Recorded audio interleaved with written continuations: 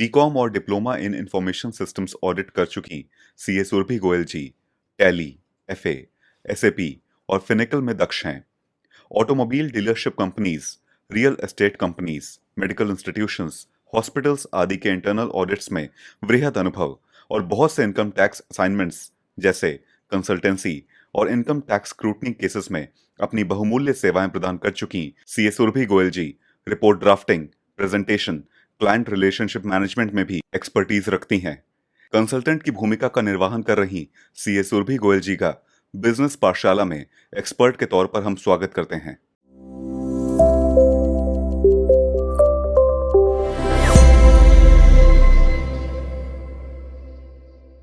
नमस्कार, मैं सुरभि गोयल। आज के सेशन में हम बात करेंगे how to guide for creating a business budget, जिसमें हम बहुत सारी चीज़ों के बारे में बात करेंगे कि एक बजट किसी भी बिजनेस के लिए क्यों इम्पोर्टेंट है, क्या उद्देश्य होता है बिजनेस के बजट का और क्या फैक्टर्स हैं जिसको हमें ध्यान में रखना चाहिए बजट बनाते वक्त। हम कुछ सिंपल टेम्पलेट्स भी डिस्कस करेंगे और कुछ बिजनेसेस को डिस्कस करेंगे जिसमें हमें स्पेशल अटेंशन चाहिए अपने बजट को क्रिएट करते वक्त। तो आइए शुरू करते हैं आज के सेशन में और सबसे पहले जानते हैं कि बजट क्या होता है। जब हम बजट डिसाइड करते हैं किसी भी इवेंट के लिए, किसी भी टाइम पीरियड के लिए, तो उसमें हम आउटलाइन करते हैं कि हमारे कौन से खर्चे रहेंगे, किस तरह के खर्चे अवॉइडेबल हैं, किन को हम अवॉइड नहीं कर सकते, किस पे हम एक्स्ट्रा खर्च कर सकते हैं। तो बजट बेसिकली एक डिटेल्ड प्लान है, डिटेल्ड आउटलाइन है हमारे एक्सपेंसेस का, हमारे रेवेन्यू का, कितना हम प्रॉफिट एक्सपेक्ट करते हैं अपने बिजनेस में over the period of time, और अगर हमारी एक्सपेक्टेशन ज़्यादा है तो हम उसको किस तरीके से अचीव करें, कहाँ पे चेंजेस करें, कैसे हम अपना रेवेन्यू बढ़ा सकते हैं, कैसे हम अपनी कॉस्ट को कहाँ कट डाउन कर सकते हैं, कंट्रोल कर सकते हैं, या फ्लेक्सिबल कॉस्ट है तो हम किसको उसको शिफ्ट कर सकते हैं। इन्हीं सब चीज़ों की डिटेल्ड आउटलाइन, डिटेल्ड प्लान को अपने एक्सपेंसेस एंड रेवेन्यू के, इसको हम बिजनेस बजट कहते हैं। जिसमें हम बेहतर होता है कि जब हम बिजनेस कोई भी शुरू कर रहे हैं या during the running of business हम अपने एस्टिमेट्स को लेकर के चले, हम एक बजट ले डाउन करके चले जिसमें हम उसके हिसाब से आगे की चीज़ें प्लान कर पाएँ और अपने बिजनेस को बेटर तरीके से रन कर पाएँ, मॉनिटर कर पाएँ। Budget plus book keeping is a match made in heaven. इस लाइन का ये मतलब होता है कि अगर हमने बजटिंग कर रखी है अपने बिजनेस के लिए और साथ में हम अपने जो फाइनेंशियल रिकॉर्ड्स हैं उनको ठीक से मेंटेन करके चले, प्रॉपर बुक कीपिंग करके चले, तो इससे अच्छा कोई भी प्लान नहीं हो सकता है एक बिजनेस के फाइनेंशियल्स को कंट्रोल करने का। हमने अपनी बजटिंग तो कर ली पर हमने कोई अपनी बुक कीपिंग ही नहीं करी, हमें एक्चुअल्स पता ही नहीं है कि हमारा अगर बिजनेस साल भर रन कर रहा है तो हम किस पोजीशन पर हैं, हम अपने एस्टिमेट्स को अपने एक्चुअल से कंपेयर ही नहीं कर पाएंगे, तो उसका कोई फायदा नहीं आएगा। इसलिए बहुत इंपॉर्टेंट है कि जब हम अपना बजट बनाते हैं, अपने एस्टिमेट्स बनाते हैं, तो हम उसको एक्चुअल्स से कंपेयर करने के लिए एक प्रॉपर बुक कीपिंग भी करते जाएं, ताकि हमें ये पता चल पाए कि जो हमने बजटिंग की थी हम उससे कितने वेरिएंस पर हैं, उसके हम कहीं ना कहीं रीजंस आइडेंटिफाई कर पाएं, एनालाइज कर पाएं, जो करेक्टिव स्टेप्स हैं उनको टेक अप कर पाएं। तो इसलिए budgeting plus book keeping is a match made in heaven and one should apply it in its business. Need of business budget. Business budget की नीड क्या है, आइए इसको समझते हैं। सबसे पहली चीज तो ये आती है कि जब हम अपना बिजनेस लॉन्च करते हैं तो सबसे पहले जरूरत है कि हम बिजनेस का अपना बजट डिसाइड कर लें। बिकॉज जैसे हम सबको पता है, हम कोई बिजनेस शुरू करते हैं हमें एक एस्टिमेट पता होना चाहिए कितना उसमें कैपिटल इन्फ्यूजन रिक्वायर्ड है, हम कितना उसमें इन्वेस्ट करने वाले हैं, उसके इंफ्रास्ट्रक्चर में, उसकी वर्किंग कैपिटल लिमिट में, कितनी हमको बोरोइंग्स करनी पड़ेंगी, किस तरह की इंफ्रास्ट्रक्चर को सेटअप करने के लिए बोरोइंग्स क्या होंगी, वर्किंग कैपिटल के लिए क्या हमको बोरोइंग्स करनी पड़ेंगी, कितनी ओवरड्राफ्ट लिमिट्स लेनी पड़ेंगी। तो बजटिंग बहुत जरूरी है किसी भी बिजनेस को लॉन्च करने के पहले। दूसरी चीज है कि बजट हमें हेल्प करता है कि हम पास्ट में कैसा कर रहे थे, हम प्रेजेंट में क्या कर रहे हैं, हम फ्यूचर कैसा एक्सपेक्ट कर रहे हैं। बजटिंग हम आगे के 1 महीने के लिए भी कर सकते हैं, साल भर के लिए भी कर सकते हैं, और हम फोरकास्ट के बेसिस पे 5 सालों के लिए भी कर सकते हैं कि अगर हम लास्ट ईयर इतने रेवेन्यू पर थे, हमने करेक्टिव एक्शंस या मार्केट ट्रेंड्स को देख करके हम अगले साल का रेवेन्यू ये एक्सपेक्ट कर रहे हैं और हम चाहते हैं कि हमारा बिजनेस इतने टाइम्स ग्रो कर जाए ओवर द इयर्स, तो हमें क्या एक्शंस लेने हैं। जब हम एक्शंस ले और हमारा 5 साल में 6 साल में हमारे क्या फोरकास्ट आ रहे हैं, ये सारी चीजें हम बजटिंग के थ्रू ले डाउन कर सकते हैं और उस पर एक्शन ले सकते हैं। अब budget can help to ensure long term success for your business. Obviously आप जब बजट बनाते हैं तो आप कई सारी चीजें फोरकास्ट करते हैं, कई सारी चीजें आप एस्टिमेट करते हैं और उनके लिए उस तरीके से एक्शन लेते हैं। जब आप कोई बजट नहीं बनाएंगे और जैसे चल रहा है उसको, अगर ऐसा माइंडसेट है कि ठीक है जैसा चल रहा है हम उस तरीके से ही चल रहे हैं, कोई ऐसा विजन नहीं है, तो कहीं ना कहीं चीजें अचीव भी नहीं होंगी। तो बहुत जरूरी है कि हम एक प्रॉपर प्रैक्टिकल बजट बना करके चले कि हम कहाँ पर जाना चाह रहे हैं, हम क्या ग्रो करना चाह रहे हैं, क्या फैक्टर्स हैं जो हमें हेल्प करेंगे अपना बजट, अपना एस्टिमेट अचीव करने के लिए। मोर स्पेसिफिकली बिजनेस बजट आपको कैसे हेल्प करता है? सबसे पहली चीज तो आपके बिजनेस को और एफिशिएंट बनाता है। जब आप प्लान करते हैं तो चीजें ऑटोमेटिकली और एफिशिएंट हो जाती हैं। Pointing out funds left over that you can री इन्वेस्ट। जब हम अपने बिजनेस का बजटिंग करते हैं तो हमें पता होता है कहीं ना कहीं कि किस किस टाइम पर हमारे पास एक्स्ट्रा कैश फ्लो होगा, एक्स्ट्रा मनी है, एक्स्ट्रा प्रॉफिट्स है, जिसको हम दोबारा से री इन्वेस्ट करके ज्यादा कमा सकते हैं इंस्टेड कि हमारे फंड्स आइडल रह जाएं। तो हम पहले से ही प्लान कर सकते हैं कि जब हमारे पास एक्स्ट्रा कैश फ्लो होगा तो उसको हम किन बेटर ऑप्शंस में इन्वेस्ट कर सकते हैं। अपने ही बिजनेस में इन्वेस्ट करना ठीक रहेगा या किसी और बिजनेस के शेयर्स में इन्वेस्ट करना ठीक रहेगा। अकॉर्डिंगली हम अपने डिसीजंस ले सकते हैं। Estimating what it will take to become profitable. अगर हमें लग रहा है कि अगर कोई अनसर्टेन सिचुएशंस आ गई हैं और हमारे लॉसेस के चांसेस हैं, हम प्रॉफिट्स नहीं कमा पाएंगे, तो हम अकॉर्डिंगली स्टेप्स भी प्लान कर सकते हैं अगर हमने पहले से ही बजटिंग कर रखी है तो। Predicting slow months and keeping you out of date. जब हमको पता है कि हमारा बिजनेस सीजनल है, हमारे कैश फ्लोज 4 महीने बहुत होते हैं, 8 महीने कम रहते हैं, हम बजटिंग के थ्रू अपने एक्सपेंसेस प्लान कर सकते हैं, अपने कैश फ्लोज प्लान कर सकते हैं, ताकि स्लो मंथ्स के समय हमें डेट लेने की जरूरत ना पड़ जाए, हम अपने बिजनेस को 12 मंथ्स यूनिफॉर्मली रन कर पाए। Providing a window into the future. जब आप एस्टिमेट बनाते हैं, फोरकास्ट बनाते हैं, ऑब्वियसली वो आप फ्यूचर के लिए कर रहे हैं, तो कहीं ना कहीं आप अपने फ्यूचर को प्रेजेंट में प्लान करके चलते हैं। This is how a budget provides you a window into the future, helping you keep control of the business. Obviously आप प्लान क्यों करते हैं? आप प्लान इसीलिए करते हैं कहीं ना कहीं कि आप जब कोई भी बिजनेस शुरू कर रहे हैं, उसके आगे आने वाले टाइम में आप उसको कैसे रन करना चाहते हैं, आप किस तरीके से उसमें कौन से फैक्टर्स हैं जो आप टेकअप करेंगे, जिन पे आप वर्क करेंगे, ताकि आपका जो विजन है वो अचीव हो पाए। तो इस तरीके से बजटिंग के थ्रू आप अपने बिजनेस को कंट्रोल करते हैं।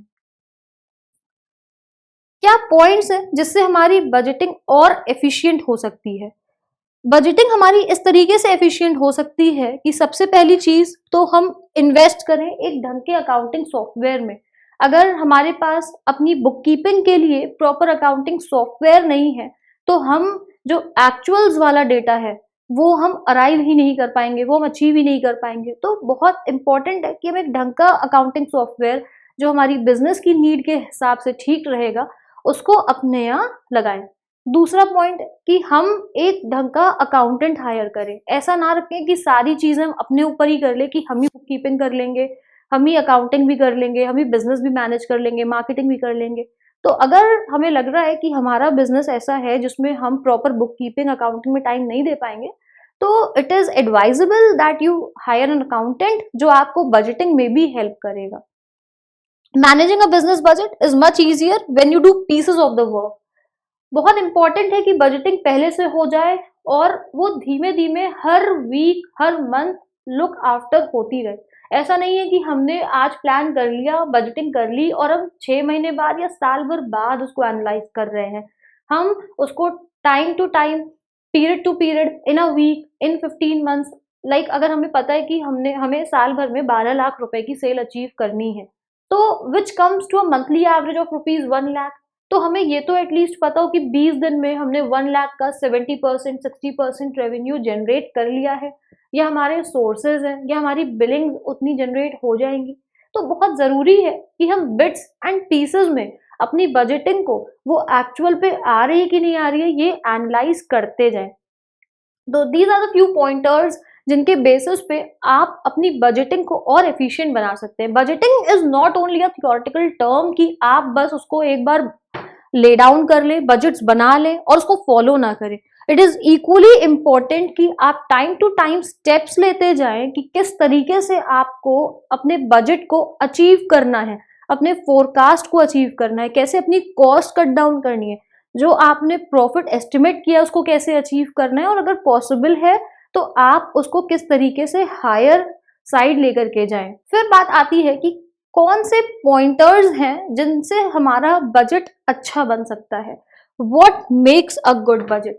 तो सबसे पहली बात आती है कि आप अपना रेवेन्यू एस्टिमेट करें। बहुत जरूरी है कि हम प्रैक्टिकल बेसिस पे अपना रेवेन्यू एक्सपेक्ट करें।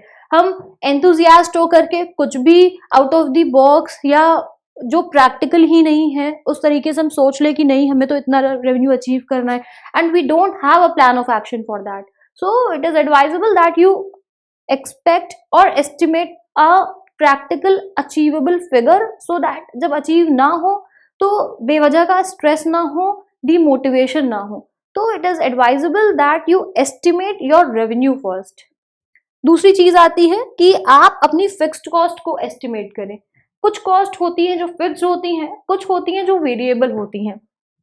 फिक्स्ड कॉस्ट आती हैं जैसे आपके रेंटल्स हैं, सैलरीज हैं, आपके इंटरनेट के चार्जेस हैं, या फिर आपके टेलीफोन कनेक्शंस हैं, आपका फिक्स एसेट्स का डेप्रिसिएशन है। ये आपके फिक्स्ड कॉस्ट है। फिक्स्ड कॉस्ट हर हालत में इनकर होंगे, चाहे रेवेन्यू जनरेट हो, बिजनेस ना हो, बिजनेस 100 टाइम्स हो, तो आपके फिक्स्ड कॉस्ट इनकर होने ही होने हैं।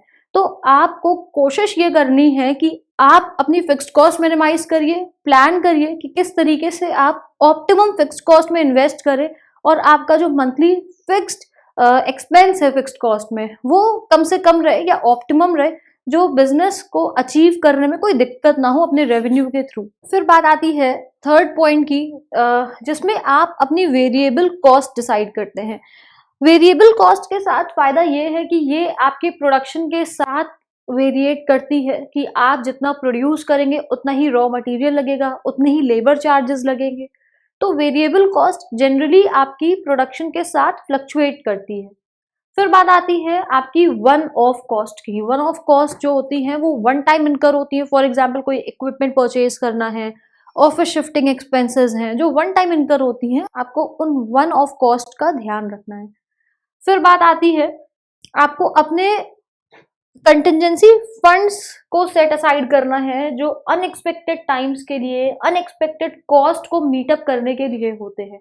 जैसे कोविड टाइम्स ने हम लोगों को काफी सारी चीजें, काफी सारे लेसन्स दिए हैं बिजनेस को लेकर के। उन्हीं को ध्यान रखते हुए आपको अनएक्सपेक्टेड इमरजेंसी कंटिजेंसी टाइम्स के लिए अपने कुछ बिजनेस के फंड्स सिक्योर रखने हैं, ताकि अगर इन केस कोई रेवेन्यू लॉस होता है, किसी टाइम के लिए रेवेन्यू नहीं आ रहा है, तो भी आपका बिजनेस डेड ना हो, वो ब्रेक इवन पे या धीमे धीमे चलता रहे और जिंदा रहे। आपको अपने कैश फ्लो का ध्यान रखना है। कई बार ऐसा हो सकता है कि हमारा बिजनेस प्रॉफिटेबल तो है पर कैश फ्लोज नेगेटिव है। वो इसलिए आता है कि हो सकता है आप बिलिंग कर रहे हैं time to time but realisations नहीं है। आप परचेज कर रहे हैं, आप कैश में परचेज कर रहे हैं, पर जो आपकी सेल हो रही है वो कहीं ना कहीं उधारी पे हो रही है। आपके बिजनेस में प्रॉफिट्स के साथ बहुत जरूरी है कि कैश फ्लो भी जनरेट हो, पॉजिटिव कैश फ्लोज जनरेट हो, ताकि जो आपके कैश एक्सपेंसेस हैं वो मीटअप होते जाएं। सिर्फ अक्रूवल बेसिस पे रेवेन्यू जनरेट नहीं हो, आपको एक्चुअल बेसिस पे कैश फॉर्म में रेवेन्यू जनरेट हो। तो बहुत जरूरी है कि आप अपने कैश फ्लोज को ठीक से मैनेज करें एक हेल्दी बिजनेस रन करने के लिए। फिर बात आती है कि आपको अपना प्रॉफिट देखना है। प्रॉफिट इज द पार्ट जो आप अपने घर ले जाते हैं। जब आप अपना रेवेन्यू में से सारे खर्चे जितने भी बिजनेस के हैं वो पे ऑफ कर देते हैं। जो बचता है ओनर का पार्ट होता है, प्रॉफिट होता है। प्रॉफिट पे आपको डिसाइड करना है कि कितना प्रॉफिट आपको घर लेकर के जाना है, कितना प्रॉफिट आपको बिजनेस में री इन्वेस्ट करना है। अपने बिजनेस में इन्वेस्ट करना सबसे अच्छा ऑप्शन है, क्योंकि आप कहीं और बाहर इन्वेस्ट करेंगे आपको लिमिटेड रिटर्न्स मिलते हैं, बट जब आप अपने बिजनेस में इन्वेस्ट करते हैं आप उसको और एक्सपैंड कर सकते हैं और बेटर रिटर्न्स अर्न कर सकते हैं। फिर बात आती है एक बजट कैलकुलेटर की। बहुत जरूरी है कि आप अपना बजट ठीक से एस्टिमेट करें, फोरकास्ट करें और अपने बजट को ठीक से कैलकुलेट करें अपने बिजनेस में कंट्रोल रखने के लिए, प्रॉपर प्लान ऑफ एक्शन को एग्जीक्यूट करने के लिए। ये कुछ पॉइंट्स थे जिस पे हमने बात करी कि एक अच्छा बिजनेस का बजट किस तरीके से बन सकता है। अब आइए हम बात करते हैं कि कुछ डिफरेंट टाइप्स ऑफ बिजनेसेस के जिसमें स्पेशल बजटिंग की नीड्स होती है, जिसमें हमें एक जनरल बजट जो हम फॉलो करते हैं, जनरल लाइन ऑफ एक्शन जो फॉलो करते हैं, उसके अलावा भी कुछ कुछ पॉइंट्स का ध्यान रखना होता है। जैसे अगर सबसे पहली बात करें, अगर हमारा बिजनेस सीजनल बिजनेस है तो सीजनल बिजनेस में जनरली आपका क्या रहता है कि आपका कैश फ्लो कुछ मंथ्स तक कॉन्सेंट्रेटेड रहता है। हो सकता है कि साल में 6 महीने आपका बिजनेस चलता है जिसमें आपको कैश फ्लोज अच्छे हैं, बाकी के 6 मंथ्स ब्रेक इवन अचीव करने में भी मुश्किल होता है। तो ऐसे में बजटिंग बहुत इंपॉर्टेंट है, जिसमें हमें पता हो कि जिस 6 मंथ्स हमारा बिजनेस स्लो डाउन होने वाला है, हम 6 मंथ्स जिसमें हमने अच्छे कैश फ्लोज अर्न किए हैं, तो हम इस तरीके से प्लान करें कि जो स्लो डाउन मंथ्स है उनमें भी हम अपनी कॉस्ट को ठीक से निकालते रहें, ठीक से हम उसको पे करते रहें। हम इस तरीके से अपने एक्स्ट्रा कैश फ्लोज को इन्वेस्ट करें कि हमारी जो इनकम है वो कहीं ना कहीं पैसिवली होती रहे। तो सीजनल बिजनेस में बहुत जरूरी है कि आप अपनी बजटिंग इस तरीके से करें कि स्लो डाउन मंथ्स में भी आपको कैश फ्लोज का क्रंच ना आए। देन बात आती है ई कॉमर्स बिजनेस की। ई कॉमर्स बिजनेस जैसे हमें पता है कि ऑनलाइन बेस्ड होते हैं, इसमें शिपिंग कॉस्ट बहुत इंपॉर्टेंट होती है, वेयर हाउसिंग कॉस्ट बहुत इंपॉर्टेंट होती है। अगर आप किसी एक स्पेसिफिक जगह से काम कर रहे हैं, फॉर एग्जाम्पल अगर आप लखनऊ से काम कर रहे हैं, यूपी से काम कर रहे हैं और आपको शिपिंग करना है साउथ में कहीं पर, तो ऑब्वियसली शिपिंग टाइम ज्यादा लगेगा अगर आपने सारी वेयर हाउसिंग अपने लखनऊ के सेंटर पे कर रखी है। तो इस केसेस में एडवाइजेबल ऐसा होता है कि आप मल्टीपल रेंटेड वेयर हाउस ले लें। जैसे अगर इंडिया को आप 5 रीजन में बांट दें तो आप हर एक रीजन में नॉर्थ ईस्ट साउथ सेंटर में एक एक वेयर हाउस ले लें रेंटेड, ताकि आपकी शिपिंग फास्टर हो जाए। बट अगेन अगर आप वेयर हाउस लेंगे तो कहीं ना कहीं आपकी वो कॉस्ट एक्स्ट्रा आएगी। अगर शिपिंग कॉस्ट कम हो रही है, फास्टर डिलीवरी हो रही है, बिकॉज आजकल कॉम्पिटिशन का जमाना है, आपको हर एक एज पे compete करना है, तो कहीं ना कहीं शिपिंग टाइम रिड्यूस करना है। बट अगेन ये सारी चीजों की एक कॉस्ट आती है, जितना फास्टर शिपिंग होगी उतनी ज्यादा कहीं ना कहीं आपके बिजनेस के लिए कॉस्टिंग आएगी। तो आपको अपनी उन सारी कॉस्टिंग को प्लान करना है while laying down your budget in your e commerce business. फिर बात आती है इन्वेंट्री बिजनेस की, जिसमें आपको इन्वेंट्री मेंटेन करनी है। तो जरूरी है आप देखें कि आप उतना ही ऑर्डर करें जितना आपको लगता है कि आपकी सेल हो जाएगी विद इन अ पीरियड। ऐसा नहीं है कि आप बल्क डिस्काउंट्स के लिए इतना ज्यादा ऑर्डर कर लें, फिर स्टोरेज इश्यूज आने लगे, या फिर आपका सामान खराब होने लगे, या फिर उतनी सेल ही ना हो पाए, हमारा वर्किंग कैपिटल ही स्टक हो जाए, हमारी इंटरेस्ट कॉस्ट इतनी आने लगे। तो बहुत जरूरी है कि आप एक अच्छी इकोनॉमिक ऑर्डर क्वांटिटी अपनी प्लान करें और अपनी इन्वेंट्री उतनी ही रखें जितना आपके बिजनेस का बजट अलाउ कर रहा है हेल्दीली रन करने के लिए। फिर बात आती है कस्टम ऑर्डर बिजनेसेस की। ऐसे बिजनेसेस होते हैं जो कस्टम गुड्स ही बनाते हैं, कस्टम ऑर्डर्स ही लेते हैं। ऐसे में टाइम और लेबर चार्जेस बहुत क्रूशियल रोल प्ले करते हैं। तो आप अपने जब बिजनेस बजट को ले डाउन करें तो आप उनमें टाइम और लेबर फैक्टर को जरूर इंक्लूड करें, क्योंकि कस्टम ऑर्डर्स में बहुत बल्क में ऑर्डर्स लेना पॉसिबल नहीं है, बिकॉज आपके पास लिमिटेड लेबर है, लिमिटेड रिसोर्सेज हैं जिसके थ्रू आपको कस्टमर की कस्टम रिक्वायरमेंट्स को फुलफिल करना है। फिर बात आती है स्टार्टअप्स की। स्टार्टअप्स जैसा हम सबको पता है कि जब हम किसी भी बिजनेस को स्टार्ट करते हैं किसी नए आइडिया के साथ, किसी फ्रेश आइडिया के साथ, उसमें बहुत सारी कॉस्ट होती है। रिसर्च डेवलपमेंट की कॉस्ट है, न्यू बिजनेस है, रेंटल्स की कॉस्ट है, सैलरी की कॉस्ट है, और अगर आगे कुछ अनएक्सपेक्टेड इवेंट होता है, हम जिस भी चीज को लॉन्च कर रहे हैं, जिस भी आइडिया को लॉन्च कर रहे हैं, उसमें हमें कुछ चेंजेस करने हैं, टेक्नोलॉजी अपग्रेड करनी है, कोई भी अनएक्सपेक्टेड कॉस्ट आती है, हमें उन सारी चीज़ों को बिल्ट इन करना है अपने बजट में। अपने बिजनेस को लॉन्च करने के पहले हमें अच्छे से ड्यू डिलिजेंस करना है, रिसर्च करनी है अपने प्रोडक्ट को लेकर के, उसके फ्यूचर को लेकर के, और उस हिसाब से अपने बजट को हमको ले डाउन करना है। देन सर्विसेज बिजनेस ऐसे बिजनेस होते हैं जहाँ पे प्रोडक्ट्स नहीं इन्वॉल्व है, जहाँ पे गुड्स नहीं इन्वॉल्व है, टैंजिबल गुड्स। बट अगेन क्योंकि सर्विस बिजनेस है तो मैन पावर कॉस्ट है जो पूरी की पूरी इन्वॉल्व है। सैलरीज उसमें एक बहुत हैवी पार्ट कंट्रीब्यूट करती हैं आपके बिजनेस के बजट में। तो जरूरी है कि आप ये देखें कि आपका जो मैन पावर है वो कितना पर पर्सन आपको रिक्वायर्ड है, आपकी एक मैन पावर कितने लोगों को सर्विस दे पाती है, कितने लोगों की नीड्स को केटर कर पाती है। तो आप मेनली सैलरीज का कंपोनेंट जो है, एम्प्लॉय टर्नओवर का जो आपका फैक्टर है, आप उन चीजों को इंक्लूड करें अपने सर्विस के बिजनेस में। अब हम बात करते हैं कि बिजनेस के बजट को जो क्रिएट करना है, creating a business budget. Business budget को क्रिएट करना बहुत एडवाइजेबल है, बहुत इम्पोर्टेंट है, क्योंकि बिना बजट क्रिएट किए सीधे बिजनेस को शुरू कर देना बिना एस्टिमेट्स के कहीं से भी लॉजिकल नहीं है, और ये बहुत बड़ा रीजन हो सकता है किसी भी बिजनेस के डाउनफॉल के लिए, उसके लॉसेस के लिए। तो जब हम बिजनेस का अपना बजट बनाएं तो ज़रूरी है कि हम सारे फैक्टर्स को बिल्ट इन कर लें, अपने प्रेजेंट फैक्टर्स को, हमारे पास कितनी मैन पावर है, हमारे पास कितना इंफ्रास्ट्रक्चर का सेटअप है, हम कौन सी ऑडियंस को टारगेट कर रहे हैं, हम कितने स्कोप तक काम कर पाएंगे, हमारा सिंगल सिटी बिजनेस है, मल्टीपल सिटी बिजनेस है, मल्टीपल स्टेट बिजनेस है, हम out of the country export करने वाले हैं, इंपोर्ट करने वाले हैं कि नहीं करने वाले हैं, हम क्या टेक्नोलॉजी प्रोवाइड करेंगे। हमें सारे ही फैक्टर्स को कहीं ना कहीं कंसीडर करना होता है, और हमें ये भी कंसीडर करना होता है प्रेजेंट के साथ साथ कि हमारा फ्यूचर क्या है प्रोडक्ट का, हमारे फ्यूचर जो प्रोडक्ट का है वो क्या है, उसकी डिमांड बढ़ेगी या किसी ऐसी टेक्नोलॉजी के आने से वो वाइप आउट ना हो जाए। तो हमें ये सारी बातों को, इन सारे फैक्टर्स को अपने बिजनेस के बजट में इंक्लूड करना है, अपने एस्टिमेट्स को, फोरकास्ट को रखते हुए। जैसे अभी अगर हम बात करें, कोविड टाइम की वजह से हमें कई सारे लेसन्स मिले हैं बिजनेस के लिए, जिसमें आप ये भी देख सकते हैं कि बहुत सारे ऑफिसेज ऐसे थे जिन्होंने अपनी वर्क प्लेस को शट डाउन कर दिया, उन्होंने वर्क फ्रॉम होम दे दिया। इससे उनकी कहीं ना कहीं जो लॉसेज हुए रेवेन्यू के, उससे उनकी कहीं ना कहीं फिक्स्ड कॉस्ट भी सेव हो गई। उनको जो रेंटल्स देने थे, एम्प्लॉयज़ को बैठाने के लिए जो कॉस्ट इनकर करनी थी, वो कहीं ना कहीं अब सेव हो गई। उन्होंने वर्क फ्रॉम होम की जब फैसिलिटी दी तो कहीं ना कहीं एम्प्लॉयज़ को भी बेटर हो गया, उनको जो कम्यूट करने में एक्सपेंस और टाइम इन्वेस्ट करना होता था वो सेव हो गया। तो ऐसी बहुत सारी चीज़ें हैं जो टाइम के साथ साथ कुछ नए फैक्टर्स जब आ जाते हैं, कुछ नई नेचुरल सिचुएशंस जब आ जाती हैं, उनको हमें केटर करना होता है, अपने बिजनेस में बिल्ट इन करना होता है।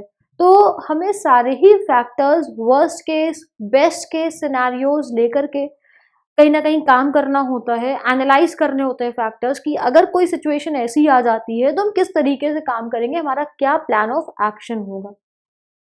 तो इन्हीं सब बातों की वजह से बहुत ज़रूरी है कि आप अपने बिजनेस के लिए बजट बना करके चले, और एक दो बजट्स इस तरीके के भी हों कि अगर वर्स्ट केस सिनेरियो है तो आप किस तरीके से काम करेंगे, नॉर्मल केस है तब तो आप बना करके चल ही रहे हैं। आइए अब हम बात करते हैं क्रिएटिंग अ बिजनेस बजट की। बिजनेस बजट को क्रिएट करने के क्या उद्देश्य होते हैं, इन सारी चीज़ों को हमें देखना है। अभी तक जैसे हमने आज के सेशन में बात करी कि कौन से स्मॉल बिजनेसेस हैं जो डिफरेंट टाइप के हैं, जिसमें हमको जनरल फैक्टर्स के साथ साथ कुछ स्पेसिफिक फैक्टर्स का भी ध्यान रखना है। चाहे वो ई कॉमर्स बिजनेस है जिसमें हमको वेयर हाउसिंग, शिपिंग कॉस्ट का ध्यान रखना है, अगर वो सीजनल बिजनेस है जिसमें हमको स्लो टाइम्स का ध्यान रखना है, अगर हमारा बिजनेस ऐसा है जिसमें हमको इन्वेंट्री मेंटेन करनी है तो हमको स्टोरेज कॉस्ट का ध्यान रखना है। तो हमने इस तरीके से कई अलग अलग बिजनेसेस की बात करी। वैसे ही हमने बात करी कि कौन से इम्पोर्टेंट 8 फैक्टर्स हैं जिसको हमको ध्यान रखना है अपने बजट को एक गुड बजट बनाने के लिए। फिक्स्ड कॉस्ट, वेरिएबल कॉस्ट, इन सारी कॉस्ट को ध्यान रखते हुए चलना है। फिक्स्ड कॉस्ट की हमने जैसे बात करी कि फिक्स्ड कॉस्ट कौन सी कॉस्ट होती है, ऐसी कॉस्ट है जिसको हमें इनकर करना ही है, चाहे हम 0 रुपीज अर्न करें या चाहे हम जितना भी एक्सपेक्ट किया उसका 2-3 टाइम्स अर्न करें। फिक्स कॉस्ट फिक्स रहने वाली है, but yes to some extent. For example अगर हम मान लीजिए सर्विस बिजनेस में है और हमें पता है हमें 10 एम्प्लॉयज रखने हैं, 10 मैन पावर की जरूरत है अपने बिजनेस की नीड्स को कैटर करने के लिए, तो हमें 10 एम्प्लॉयज की कॉस्ट इनकर करनी ही है। पर उन 10 एम्प्लॉयज का एक ब्रेक इवन होगा कि वो 100 या 200 कस्टमर्स को कैटर कर पा रहे हैं। जब हमारी कस्टमर्स की रेंज और ज्यादा बढ़ेगी, हमारी ऑडियंस और ज्यादा बढ़ेगी, तो कहीं ना कहीं में 10 की जगह 20 एम्प्लॉयज रखने होंगे, 15 एम्प्लॉयज रखने होंगे, तो हमारी फिक्स्ड कॉस्ट भी बढ़ जाएगी। तो फिक्स्ड कॉस्ट भी fix to certain extent of production, to some extent of revenue रहती है। जैसे जैसे हमारा टर्नओवर मल्टीपल टाइम्स ग्रो करता है, वैसे ही हो सकता है हमको ज्यादा रेंटल देने की जरूरत हो, हमको ज्यादा अपने ऑफिस खोलने की जरूरत हो, ज्यादा हमें फिक्स एसेट्स एक्वायर करने की जरूरत हो जिसपे ज्यादा डिप्रिसिएशन आएगा, ज्यादा वर्किंग कैपिटल लिमिट्स की जरूरत हो जिसपे ज्यादा इंटरेस्ट कॉस्ट आएगी। तो फिक्स्ड कॉस्ट भी फिक्स रहती है पर to some extent of our business. वैसे ही फिर आती है वेरिएबल कॉस्ट। वेरिएबल कॉस्ट आपकी प्रोडक्शन से डायरेक्टली लिंक होती है। जितना आप प्रोडक्शन करेंगे उस हिसाब से आपकी वेरिएबल कॉस्ट आएगी। आपकी इलेक्ट्रिसिटी उतनी आएगी जिस हिसाब से आप अपने यहाँ फैक्ट्री में मशीन्स को रन करेंगे। तो आपको फिक्स्ड कॉस्ट और वेरिएबल कॉस्ट को एस्टिमेट करके रखना है कि किस तरीके से आप इनको ऑप्टिमम कर पाए। आप इस तरीके से प्लान कर पाए कि आपकी फिक्स्ड कॉस्ट कहीं ना कहीं बर्डन ना हो जाए आपके बिजनेस के ऊपर, कि आपकी पॉकेट्स ही बर्न होने लगे। आपकी वन टाइम कॉस्ट को आपको प्लान करना है कि क्या इंटेलिजेंट डिसीजन होगा वन टाइम कॉस्ट इनकर करने पे। किसी चीज को खरीदने में ज्यादा बेटर रहेगा या फिर किसी चीज को रेंट पे लेने में ज्यादा बेटर रहेगा। तो आपको इस तरीके के बहुत सारे टू थिंग्स को कंपेयर करना होगा बिफोर इन्वेस्टिंग इन वन, कि ऑप्शन क्या बेटर है, किसी चीज को हायर करना बेटर है या परचेज करना बेटर है। हो सकता है कि हम परचेज कर ले, पर अगर हम जब उसको कंपेयर करें, फाइनेंशियली एनालाइज करें, तो रेंटल ज्यादा अच्छा रहे उस केस में। तो इन्हीं सब चीजों की हमने जैसे बात करी कि कौन से अच्छे स्टेप्स हैं जिनको हमको ध्यान में रखना होता है अपने बजट को प्लान करते वक्त। बिजनेसेस में हमें कौन से स्पेशल फैक्टर्स को देखना होता है। उसी तरीके से आइए हम ऑब्जेक्टिव्स की बात करते हैं कि बिजनेस में बजट को बनाने का क्या ऑब्जेक्टिव है, क्या उद्देश्य है। आइए स्टार्ट करते हैं कि ऑब्जेक्टिव्स क्या हैं हमारे बिजनेस में बजट को बनाने के लिए। सबसे पहला ऑब्जेक्टिव है set and achieve profit goals. जैसे हम सभी जानते हैं money is the universal motivator. अगर हम बिजनेस कर रहे हैं और हम रुपए ही नहीं कमा रहे, हम वेल्थ नहीं क्रिएट कर रहे हैं, तो हमारा बिजनेस करने का मेन ऑब्जेक्टिव ही फेल हो गया। हालांकि instead of earning money there are many other objectives as well. One works for his own satisfaction and to cater to certain individuals. Service motive भी होता है, पर जो मेन बिगर मोटिव है या हमको जो मेन मोटिवेटर है या हमें जो भी चाहिए अपने बिजनेस को काम करने के लिए, वो है मनी। अगर आप प्रॉफिट नहीं कमा रहे हैं, अगर आपके प्रॉफिट्स नहीं अचीव हो रहे हैं, तो कहीं ना कहीं सारा का सारा उद्देश्य ही खत्म हो गया। तो बजटिंग का सबसे पहला ऑब्जेक्टिव यही है कि आपको अपने प्रॉफिट्स को अचीव करने में हेल्प करता है। जब आप अपना बजट प्लान करते हैं तो ऑब्वियसली आप इसी तरीके से अपना सेल्स और कॉस्ट को प्लान करते हैं कि आपको एंड प्रोडक्ट प्रॉफिट बचे, ना कि आपको लॉसेस हो जाए। तो जब आप प्लान करते हैं तो उस पर उसी तरीके से एक्शन लेंगे। जब आपको पता है कि आपने अंडर सर्टेन हेड इतने रुपए का एक्सपेंस प्लान किया है, तो आप उसके वेरिएंस से कहीं ना कहीं कतराएंगे। आपको रहेगा कि हाँ आपने इतने हेड में इतना रुपया ही प्लान किया है, तो आपको विद इन बजट स्टे करना है ताकि आपके प्रॉफिट्स अचीव हो पाए, आपके एस्टिमेट्स अचीव हो पाए। तो सबसे पहला जो उद्देश्य है वो है आपके प्रॉफिट्स को अचीव करने में हेल्प करता है बजटिंग। देन रेवेन्यू, एक्सपेंसेस और कैश फ्लोज को ट्रैक करने में हेल्प करता है। जब हमने बात करी थी कि how to make budgeting efficient, तो उसमें 3 बातें हुई थी। सबसे पहली बात थी कि आपको एक ढंग का सॉफ्टवेयर लगवाना है। जब आप एक ढंग का अकाउंटिंग सॉफ्टवेयर लगवाएंगे, बुक कीपिंग सॉफ्टवेयर लगवाएंगे, तब आप अपने रेवेन्यू को, अपने एक्सपेंसेस को, अपने कैश फ्लो को ट्रैक कर पाएंगे। सिर्फ बजटिंग कर लिया और एक्चुअल्स को नहीं ट्रैक कर रहे हैं, एक्चुअल्स को एनालाइज नहीं कर रहे हैं, तो काम आधा ही हुआ और उसका कोई भी एंड प्रोडक्ट बेनिफिट नहीं निकलेगा। तो बहुत जरूरी है कि आप अपने सेल्स, अपनी कॉस्ट, अपने कैश फ्लोज को ट्रैक करें। तो आपको जो बिजनेस बजट है वो हेल्प करता है अपने सेल्स को, अपने कॉस्ट को, अपने कैश फ्लोज को ट्रैक करने में। Cut unnecessary spending. जरूरी है कि जब हमें क्रंच आ रहा है या हमको पता है कि कोई ऐसी कॉस्ट है जिसको हम कट डाउन कर सकते हैं, सेव कर सकते हैं, because cost saved is like a revenue earned.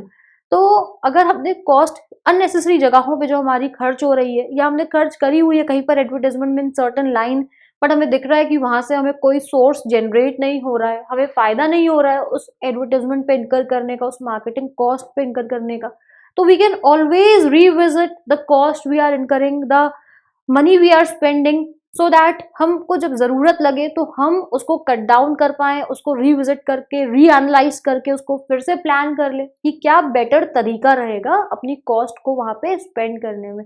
हम ऑल्टरनेटिव ऑप्शंस देख पाए कि हो सकता है कि हम जहाँ पे ज्यादा पैसा दे रहे हैं वहां पे हमारे पास कोई सब्सटीट्यूट हो जहाँ पे हमारे पास कम पैसों में काम हो जाए, तो we can always cut unnecessary spending.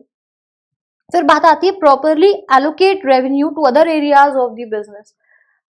हो सकता है कि हमारे 2-3 लाइन ऑफ बिजनेस हो, 2-3 लाइन ऑफ आइटम्स हो और हम किसी सर्टेन प्रोडक्ट पे फोकस कर रहे हैं जिसपे हमारा आउटकम नहीं निकल रहा है, तो हम प्रॉपर बजटिंग से अपने जो एक्सपेंसेस हैं वो डिफरेंट लाइन आइटम्स पे, डिफरेंट प्रोडक्ट्स पे फोकस कर सकते हैं, ताकि हमारे 1 से 2 प्रोडक्ट्स की जगह मल्टीपल प्रोडक्ट्स पे फोकस रहे और हमारा रेवेन्यू ज्यादा स्ट्रीमलाइन हो पाए, ज्यादा डिपेंडेंट ना रहे सिर्फ एक प्रोडक्ट के सक्सेस और फेलियर के ऊपर।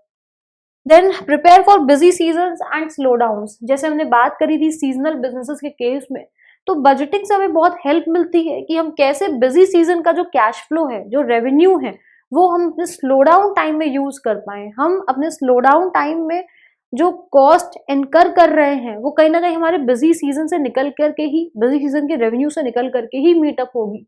तो हम अपने जो एक्सेस फंड्स हैं उनको ठीक से इन्वेस्ट करके रखें ताकि हमारी इनकम पैसिवली भी होती जाए, और जब स्लो डाउन टाइम है तो हम वहां से मीटअप कर पाए अपनी कॉस्ट को, हम अपने फंड्स को आइडल ना रखें। Then plan for required purchase such as equipment and material. Obviously जैसे जैसे बिजनेस ग्रो करता है हमें इंफ्रास्ट्रक्चर में और इन्वेस्ट करना होता है, हमें और मशीनरी इक्विपमेंट्स परचेज करना होता है, हमें और एम्प्लॉयज रखने हैं तो हमको उनको और एम्प्लॉय सेटअप देने के लिए इन्वेस्ट करना होता है। तो बजटिंग से हम अपनी इन सारी जो इंफ्रास्ट्रक्चर परचेज है, इंफ्रास्ट्रक्चर इन्वेस्टमेंट है, इन सब में प्लान कर सकते हैं कि हमको हाउ टाइम टू टाइम इनमें इन्वेस्ट करना है, कितना अमाउंट इन्वेस्ट करना है फ्रॉम आवर सेल्फ फंड्स, और कितना हमको इंफ्रास्ट्रक्चर में इन्वेस्ट करने के लिए बोरो करना है। Then gauge the positive impact of budget changes. कई बार होता है कि हमने अपना बजट 5 साल के लिए फोरकास्ट कर रखा है और हो सकता है 3rd ईयर के एंड में कुछ ऐसा हो जाए कि हमारा बजट एकदम से ही चेंज हो जाए। हो सकता है कोई ऐसी चीज आ जाए, कुछ ऐसी मार्केट कंडीशन आ जाए, नेचुरल कंडीशन आ जाए कि हमारा बजट एकदम से ही चेंज हो जाए, हमारा रेवेन्यू एकदम से शूट अप हो जाए। तो हमें अपने बजट में जो पॉजिटिव चेंजेस हैं, पॉजिटिव इम्पैक्ट्स है, फिर उनको वापस से इनबिल्ड करना है, उनको लेकर के फिर से अपने फ्रेश बजट्स को बनाना है, रिविजिट करने हैं अपने एग्जिस्टिंग बजट्स को। Secure funding from current and potential investors और फाइनेंशियल इंस्टीट्यूशंस। ऑब्वियसली जब आप कहीं से फंडिंग लेते हैं तो आपको अपने past records and present records के बेसिस पर ही फंडिंग मिलती है, बट आपके फोरकास्ट, आपके एस्टिमेट्स इक्वली इम्पोर्टेंट हैं। आप जब किसी भी बैंक में लोन लेने जाते हैं, कोई भी आप फंड्स लेने जाते हैं, तो आपसे आपके पास्ट फाइनेंशियल्स तो मांगे ही जाते हैं, साथ में करंट ईयर के एस्टिमेटेड फाइनेंशियल्स, आगे सालों के प्रोजेक्टेड फाइनेंशियल्स भी मांगे जाते हैं, बिकॉज कोई भी इन्वेस्टर, कोई भी बैंकिंग इंस्टीट्यूशन जो आपको मनी लेंड कर रहा है, वो ये जरूर देखना चाहेगा कि आप अपने बिजनेस को लेकर के आगे क्या फोरकास्ट कर रहे हैं। तो बजटिंग आपको कहीं ना कहीं सिक्योर फंडिंग लेने में मदद करती है। Keep colleagues and coworkers informed on the financial health of the business. बहुत जरूरी है कि आपके जो एम्प्लॉयज हैं उनके अंदर सेंस ऑफ फाइनेंशियल सिक्योरिटी रहे। ऐसा नहीं है कि वो आपके लिए काम कर रहे हैं और उनको यही डर लगा रहे कि सैलरीज टाइम पर आएंगी कि नहीं आएंगी, हमें कहीं फायर ना कर दिया जाए, बिकॉज डर में कभी भी कोई इंसान अच्छे से परफॉर्म नहीं कर सकता, अपना बेस्ट दे नहीं सकता। तो बहुत जरूरी है कि आपके ऑर्गेनाइजेशन की फाइनेंशियल हेल्थ से आपके जो एम्प्लॉयज हैं, आपके जो स्टेक ओनर्स हैं वो सब वेल अवेयर रहें और सेंस ऑफ सिक्योरिटी बना रहे आपके एम्प्लॉयज में, ताकि वो ऑर्गेनाइजेशन में हेल्दी तरीके से without any fear, without any job loss fear काम कर सकें। Project startups, monthly operational expenses and revenue needed to break even. दो स्टेप्स होते हैं प्रॉफिट कमाने के। सबसे पहला स्टेप है ब्रेक इवन अचीव करना। ब्रेक इवन अचीव करने का ये मतलब हो गया कि हम जितना रेवेन्यू इनकर कर रहे हैं उससे हमारी हर तरह की कॉस्ट निकल जाए, चाहे वो फिक्स्ड कॉस्ट हो चाहे वो वेरिएबल कॉस्ट हो, तो हम ब्रेक इवन पे आ जाते हैं। ब्रेक इवन वो सिचुएशन है जहां पे ना आप प्रॉफिट कमा रहे हैं और ना आप लॉसेस इनकर कर रहे हैं। तो किसी भी बिजनेस के लिए बहुत इंपॉर्टेंट है जब वो शुरुआती फेज में हो कि वो अपना ब्रेक इवन अचीव कर ले। जैसे बिजनेस की लैंग्वेज में बोला जाता है कि for at least 3 years you can not expect profit from your business, but what you can expect is to achieve a break even at least. 3 साल में आपका business at least break even achieve कर ले और आपको घर से और पैसे ना लगाने पड़े, बोरोइंग से और पैसे ना लगाने पड़े। तो बजटिंग कहीं ना कहीं हेल्प करता है आपको अपने रेवेन्यू, अपनी कॉस्ट को इस तरीके से प्लान करने में कि आप अपने ब्रेक इवन अचीव कर पाए। तो ये कुछ पॉइंट्स थे जिसमें हमने समझा कि बजटिंग का क्या उद्देश्य है, बजटिंग क्यों इतनी इंपॉर्टेंट है किसी भी बिजनेस के लिए, किसी भी एंटरप्रेन्योर के लिए अपने बिजनेस को स्टार्ट करने के पहले, स्टार्ट करने के साथ साथ ड्यूरिंग इट्स रन, जब बिजनेस चल रहा है और 4, 6, 10 साल पुराना है। It's a continuous process, it's not a one time process कि आपने आज बिजनेस शुरू किया, आपने बजटिंग कर ली and that's all, you are free. No, it does not happen this वे।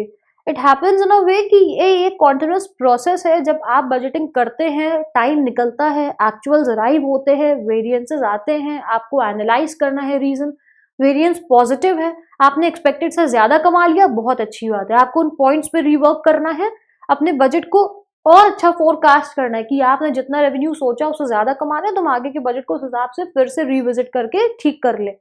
अगर आपने बजट अचीव नहीं किया, अपने एस्टिमेट्स अचीव नहीं किए, तो उसके रीजंस फिगर आउट करने हैं कि आपकी अप्रोच कहीं बहुत एंथुजियास्टिक तो नहीं थी कि आपने प्रैक्टिकल सिचुएशंस को इग्नोर कर दिया, तो उससे डिमोटिवेशन भी होता है और हम एक्चुअल अचीव नहीं कर पा रहे। तो बहुत जरूरी है either of the variance cases आप अपनी पोजीशन को रिविजिट करें, रीएनालाइज करें और फिर से एक्चुअल फोरकास्ट करें। एंड टाइम टू टाइम ये बजटिंग आप करते रहे अपने बिजनेस के लिए, फोरकास्ट एस्टिमेट करते रहे। आइए, जब हमने बजटिंग के ऑब्जेक्टिव्स को समझ लिया, उसके उद्देश्य को समझ लिया, तो हम आगे बढ़ते हैं और फाइनली ये समझते हैं कि बजटिंग कैसे हमें प्रिपेयर करनी है। एक हम लोग फॉर्मेट देखते हैं जिसके थ्रू हम अपने बिजनेस में किस तरीके से हमको बजटिंग करनी है हम ये समझ लें। सबसे पहली चीज तो है कि बजट आप किसी भी टाइम पीरियड के लिए प्रिपेयर कर सकते हैं। जितना महीन आपको लगे आप उतने महीन तरीके से प्रिपेयर कर सकते हैं। आपको लगता है कि आपको 15 से 20 दिन के लिए, 1 महीने के लिए, 1 हफ्ते के लिए प्रिपेयर करना है, आप अपने साल भर के बजट को 12 मंथ्स में भी डिवाइड कर सकते हैं। अगर आपको लगता है कि आपको इसको वीकली प्रिपेयर करना है, आप मंथ के बजट को 4 वीक्स में भी डिवाइड कर सकते हैं। तो ये आपके ऊपर है, आपके बिजनेस टाइप के ऊपर है कि आपको कितने शॉर्टर पीरियड ऑफ टाइम को लेकर के चलना है, अपने बजट को प्रिपेयर करना है। बजट प्रिपेयर करने के लिए बहुत सारे फॉर्मूलेज, बहुत सारे फॉर्मेट्स हो सकते हैं। ये एक सिंपल पेज का फॉर्मेट भी हो सकता है और मल्टीपल पेजेस का लिंक लगा करके भी फॉर्मेट बन सकता है। और ये सारी चीजें डिपेंड करती हैं कि आपको कितना यूजफुल एक बजट बनाना है। आप बहुत मल्टीपल पेजेस का बजट बना ले पर आप उसको ठीक से पढ़ ना पाए, फॉलो ना कर पाए, तो सारे एफर्ट्स वेस्ट हो जाते हैं। तो आपको ऐसा बजट का अपना टेम्पलेट यूज करना है, ऐसा फॉर्मेट यूज करना है कि वो आपको ज्यादा समझ में आए, आप उसको यूज कर पाए, आप उसके हिसाब से काम कर पाए। तो हम अपने सेशन में एक फॉर्मेट लेकर के आए हैं। हम बात कर रहे हैं कि आप किस तरीके से अपने बजट को प्रिपेयर कर सकते हैं। और जनरली आप बजट 1 साल के लिए प्रिपेयर करते हैं, 12 मंथ के लिए प्रिपेयर करते हैं, और उसको आप चाहें तो आप उसको मंथली ब्रेकअप में लेकर के आ सकते हैं। जो एक बेसिक बिजनेस बजट होता है उसकी ये वर्कशीट है जिसमें आप देख सकते हैं कि हमने किस तरीके से लाइन आइटम्स को डिफाइन किया हुआ है और हमने बजट अमाउंट लिखा हुआ है कि हमारा बजट अमाउंट कितना है और कितना हमारा एक्चुअल अमाउंट है और फिर हमें क्या डिफरेंस आ रहा है। ऑब्वियसली बजट अमाउंट आप सबसे पहले लिख लेंगे सारे हेड्स के। उसके बाद जैसे जैसे आप जिस भी पीरियड पे एनालाइज कर रहे हैं, फॉर एग्जाम्पल आप मंथली एनालाइज कर रहे हैं, आपने मंथली बजट्स ले डाउन कर रखे हैं, तो आपको फिर मंथली आपने जितना भी मंथ एंड होने के बाद इन एक्चुअल फिगर्स को अचीव किया with the help of proper book keeping, proper accounting, फिर आप एक्चुअल फिगर्स को लिखें और फिर आप डिफरेंस पर आए कि आपका क्या डिफरेंस है। अगर आपका बजट से कोई डिफरेंस नहीं है, जो कि रेयरेस्ट पॉसिबल केस है, बहुत अच्छी बात है। आपका डिफरेंस पॉजिटिव है, आपका जो बजटेड अमाउंट था, आपका एक्चुअल अमाउंट उससे ज्यादा आया है। ज्यादा आया है इन द सेंस कि आप बेटर ऑफ पोजीशन में है अपने बजटेड से, तो बहुत अच्छी बात है। पर आपको तब भी रीजन एनालाइज करना है कि ऐसे कौन से फैक्टर्स थे जिनसे आपका एक्चुअल अच्छा हो गया। आपको उन फैक्टर्स के बेसिस पे और मेहनत करके और अच्छा बिजनेस अपना स्टैंड करना है। अगर अचीव नहीं हुआ, कहीं ना कहीं शॉर्टेज रह गई, तो आपको देखना है कि क्यों, क्या रीजंस थे जिस वजह से आपने बजट तो इतना अच्छा प्रिपेयर किया, अच्छे प्रॉफिट्स एस्टिमेट किए, पर आपका जो एक्चुअल रहा वो कहीं ना कहीं शॉर्ट रह गया। तो उसके क्या रीजंस हैं, आपको उसको बिल्ट इन करना है, आगे के प्लान को उस तरीके से रिविजिट करना है। सबसे पहली बात आती है कि आपकी सेल्स कितनी है। आप चाहे प्रोडक्ट्स बेच रहे हैं, चाहे आप सर्विसेज सेल कर रहे हैं, आप कोई भी बिजनेस कर रहे हैं, आपका जो भी रेवेन्यू सोर्स है, टर्नओवर सोर्स है, तो सबसे पहले आपको वो एस्टिमेट करना है, वो बजट करना है कि आप कितने रेवेन्यू पर प्ले करने की सोच रहे हैं।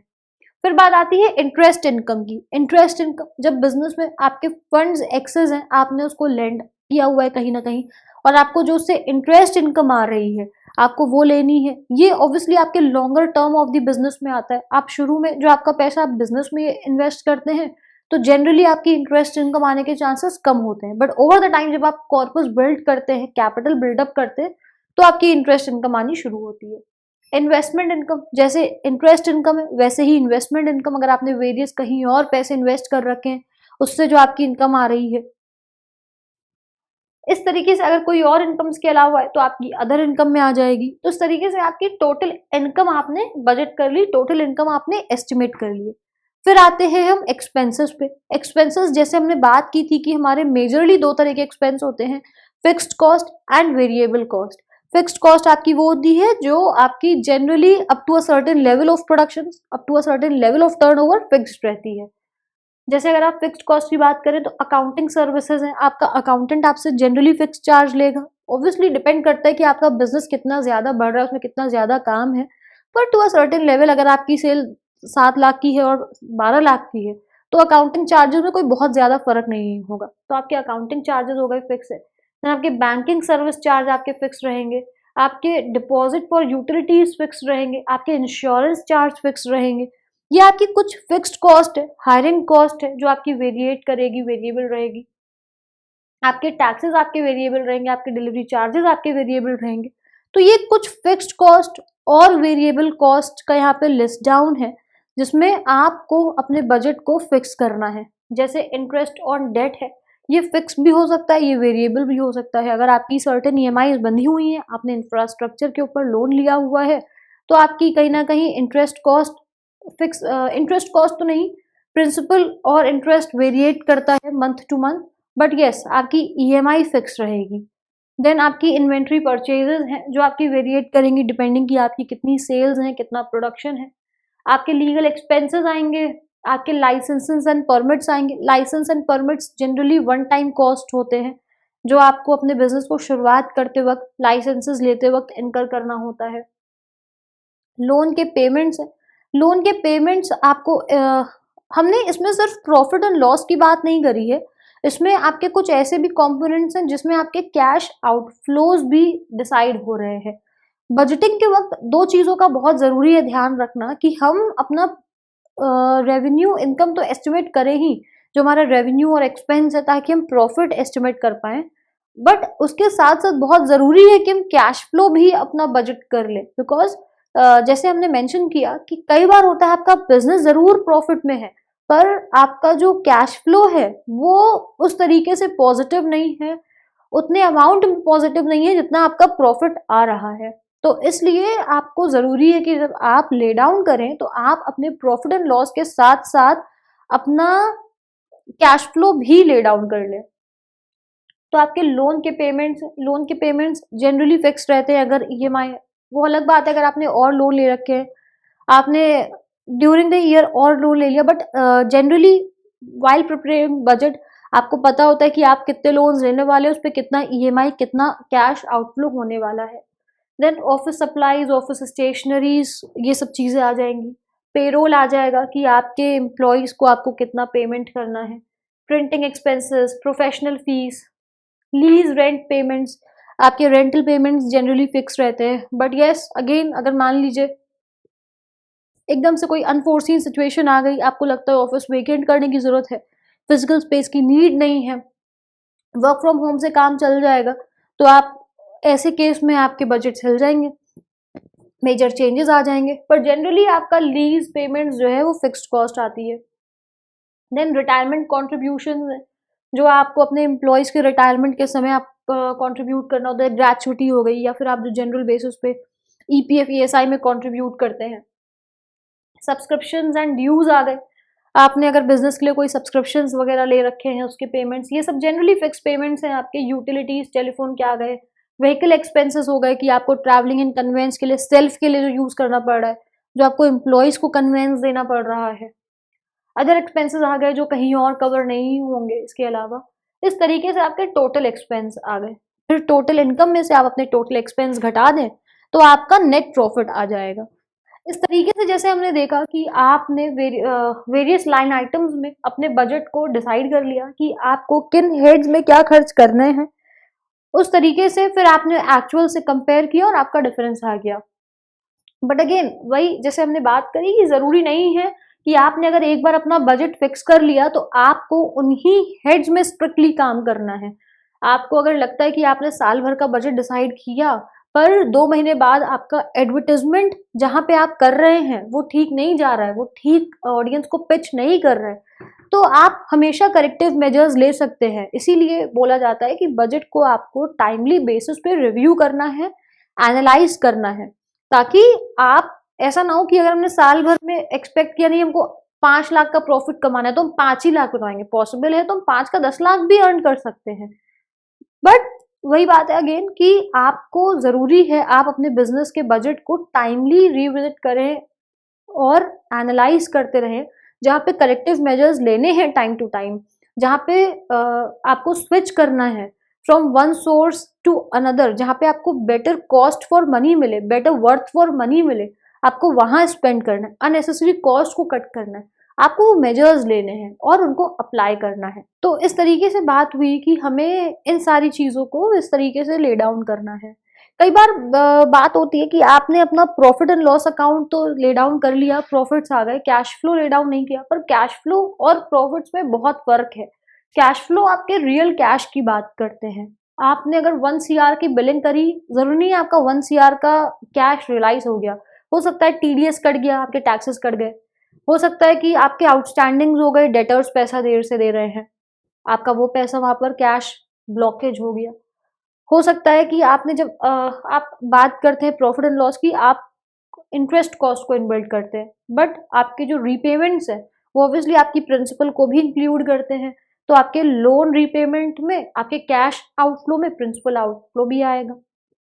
वैसे ही जब हम बात करते हैं, हो सकता है हमें लॉसेस आ रहे हो लेकिन हमें कैश नेगेटिव ना हो, हमने क्योंकि बोरोइंग्स कर ली हो, तो हमारे पास कैश का फ्लो तो आ गया बट एक्चुअली लॉस है, पर हमें कैश का फ्लो पॉजिटिव मिल गया क्योंकि हमने बोरोइंग्स कर ली। तो ऐसा जरूरी नहीं है कि आपको अगर यहाँ पर प्रॉफिट लॉस आ रहा है आपके प्रॉफिट लॉस अकाउंट में, तो आपको एक्चुअल में भी कैश का आउटफ्लो या इनफ्लो होना है। इन अ गुड वे होना वही चाहिए, पर there are many other reasons for cash flow. Borrowings can be one reason, late payment for the purchases can be another reason, then late realization from debtors can be one reason, depreciation on fixed assets जो non cash expense होते हैं वो कहीं ना कहीं contribution देते हैं अपना कैश फ्लो में और आपके प्रॉफिट एंड लॉस के डिफरेंस में। तो ये सारी चीजें जो आपको ध्यान रखनी है अपने बजटिंग के वक्त, बजट को प्रिपेयर करने के वक्त। और इसी के साथ ही हमारा आज का सेशन जो है वो समाप्त होता है। एक बार सेशन समाप्त करने के पहले हम क्विक रिव्यू में जान लें कि हमने किन चीजों की बात करी है। हमने आज बात करी है बिजनेस में बजटिंग की, बजटिंग को कैसे करना है। आज का सेशन एक गाइड था कि आपको अपना बजट कैसे प्रिपेयर करना है बिजनेस के लिए, आपको सबसे पहले बिजनेस का जब हम बजट प्रिपेयर कर रहे हैं तो हमको कौन से फैक्टर्स को देखना है, प्रेजेंट फैक्टर्स, साथ में हम जो फ्यूचर फैक्टर्स को इनकॉर्पोरेट कर सकते हैं प्रेजेंट में, उन फैक्टर्स को लेके अपना कितना कैपिटल इन्फ्यूज करना है, हमें सारी चीजें एस्टिमेट करनी है, अपने रेवेन्यू को, कॉस्ट को। ऐसे फैक्टर्स देखने हैं जो हमारी बजटिंग को एफिशिएंट कर पाए। हमें ढंग का अकाउंटिंग सॉफ्टवेयर लग रखना है, हमें एक ढंग का मैन पावर चाहिए जो हमारी बजटिंग में हेल्प कर पाए, हमारे एक्चुअल अकाउंटिंग कर पाए हमारे बिजनेस की, जिससे हम बजट के साथ साथ एक्चुअल्स भी साथ में देख पाए, कर पाए। हमने इंपॉर्टेंट फैक्टर्स की बात करी कि कौन से फैक्टर्स हैं जो बजटिंग में हेल्प करते हैं। हमें अपनी कॉस्ट को एनालाइज करना है, fix cost, variable cost, one time cost, emergency funds को एनालाइज करना है। और उसके साथ साथ हमने बात करी कि कौन से बिजनेसेस हैं जो स्पेशल अटेंशन लेते हैं डिस्पाइट जनरल फैक्टर्स, कि हमें कौन से बिजनेस में कौन से स्पेशल पॉइंट्स पे अटेंशन देनी है अपने बजट को प्रिपेयर करते वक्त, उन बिजनेसेस के लिए अपने बजट को प्रिपेयर करते वक्त। देन लास्टली हमने एक सिंप्लीफाइड फॉर्म में एक टेम्पलेट देखा कि किस तरीके से अपने बजट को हम प्रिपेयर कर सकते हैं। जो हमने टेम्पलेट देखा वो हालांकि काफी सिंपल था, जिसमें हमने बजट अमाउंट और एक्चुअल अमाउंट को कंपेयर कर लिया। आप इसी टेबल को ही वेरियस मंथ्स में डिवाइड कर सकते हैं। आप 12 मंथ्स, 6 मंथ्स, आपको जिस तरीके से अपना बजट लगता है, आपको जितने शॉर्टर पीरियड के लिए ब्रेक करना है, आप उतने शॉर्टर पीरियड के लिए ब्रेक करके प्रिपेयर कर सकते हैं। तो ये कुछ चीजें थी जो आपको अपने बिजनेस की बजटिंग के लिए हेल्प करेंगी। आई होप कि आज का सेशन आपके लिए काफी यूजफुल रहा होगा और आपको ये समझ में आया होगा कि कैसे बजटिंग बहुत इंपॉर्टेंट है अपने बिजनेस के लिए और कैसे आपको बजटिंग करनी है। बहुत सारे और भी फैक्टर्स हैं जो कहीं ना कहीं कंट्रीब्यूट करते हैं और जो केस टू केस बेसिस पे डिसाइड होते हैं। उम्मीद करते हैं कि आज के सेशन में आपको कुछ चीजें सीखने को मिली होंगी। अगर आपकी कोई भी क्वेरीज हैं, कोई भी प्रश्न है आज के सेशन को लेकर के, बजटिंग को लेकर के, तो प्लीज हमसे पूछें और हमारे साथ आप जुड़े रहे जूम लिंक पर। Thank you very much.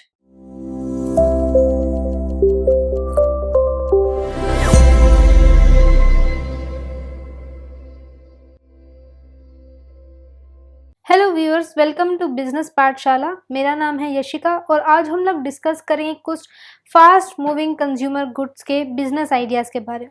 तो सबसे पहले स्टार्ट करते हैं हमारे सबसे पहले बिजनेस आइडिया से, जो है हैंडमेड सोप।